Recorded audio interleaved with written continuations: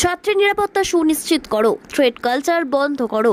আরজিকর থেকে south Calcutta law college বিচারের দাবিতে এআইডিএসও ছাত্র সংগঠনের ডাকে 28 জুন 5 জুলাই বিক্ষোভ সপ্তাহে আজ বর্ধমান শহরের কার্জন গেট চত্বরে বিক্ষোভ সভা অনুষ্ঠিত হয়।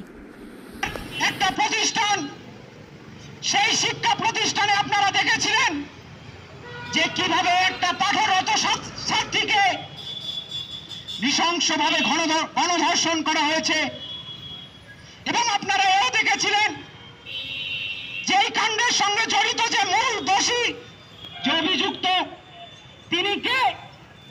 তিনি হচ্ছে এই রাজ্যের শাসক দলের যে তথাকথিত ছাত্র সংগঠন।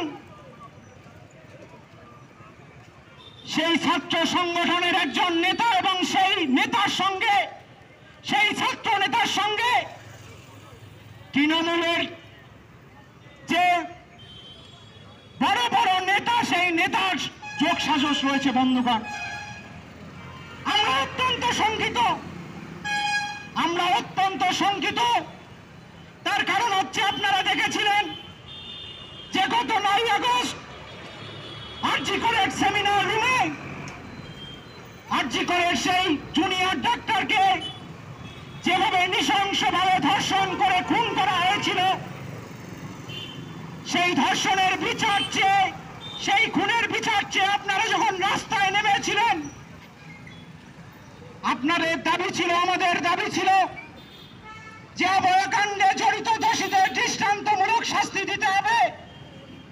তার কারণ আজকে যদি অভয়া ন্যায় বিচার না পায়, তাহলে এই বাংলার বুকে, এই দেশের বুকে সেই দুষ্কৃতিকারীরা, সেই ধর্ষকরা, সেই রেপিস্টরা তারা অক্সিজেন পাবে, তারা সাহস পাবে, এবং এরকম হাজার হাজার অভয়ার কাণ্ড ঘটবে এই বাংলায়।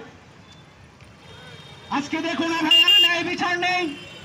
আজকে একটার পর একটা এরকম ঘটনা ঘটছে, অথচ প্রশাসন নিশ্চুপ, নিরুদ্বেগ, নিষ্ক্রিয়। বন্ধুগণের প্রতিবাদে আমরা ছাত্র সংগঠন এআইডিএসও সেই সাউথ ক্যালকাটা ল কলেজের যে ছাত্রীকে নৃশংসভাবে গণধর্ষণ করা হয়েছে, তার প্রতিবাদে আমরা এখানে বিক্ষোভ সভা করছি, প্রতিবাদ সভা করছি। এই প্রতিবাদ সভা এখন বক্তব্য রাখবেন এআইডিএসও পূর্ব বর্ধমান জেলা কমিটির সদস্য কমরেড মৌমিতা সাঁতরা।